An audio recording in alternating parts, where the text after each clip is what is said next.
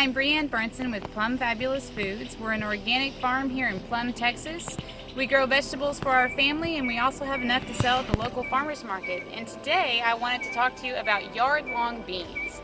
If you've never grown yard-long beans, I really recommend them. I kind of stumbled across these last year. I was out of bean seeds, and so I went to Walmart, and these are all they had left. They were called asparagus beans. They look like green beans. I'd heard about them before, and I decided I'd give them a try, and I was so impressed with them that this year I bought some more. This is the rareseeds.com catalog where you can order all kinds of different ones. So when I planted these last year, I had this trellis that was laying over. I had used it for something, growing cantaloupes or something, and they had totally fallen on this slanted angle, and that's where I happened to plant my yard-long beans.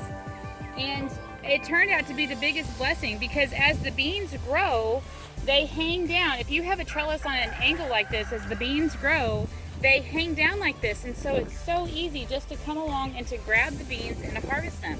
You can see I have some of the red ones coming up here. I'm really excited to try that variety this year. And then we've got some of the traditional green ones. Now I like to harvest them when they're about this size. They go from real kind of pencil thin. When they get to be about this size, you can start to see the seeds fattening up inside. They have really small seeds on the inside once you cut them up and cook them. And so you'll harvest these and cook them and treat them just like a regular green bean. It's super easy to just snap them off. And then when you have them on your cutting board, you can line up. They've only got this one end that you have to pull off. They don't have strings in them. It's real easy to chop them up and treat them just like green beans. You can see that they grow really prolifically in the Texas heat. And so that's, last year when I stumbled across them, they were able to produce all during the summer's hottest months of July and August, when my bush beans would have never have made it. Even my pole beans were played out. And so we were able to have green beans all summer long.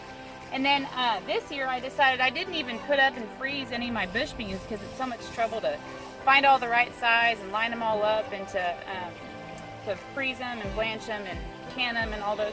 So we're just going to have these. We love to eat seasonally as much as possible, and so now with our yard-long beans, we're able to do that.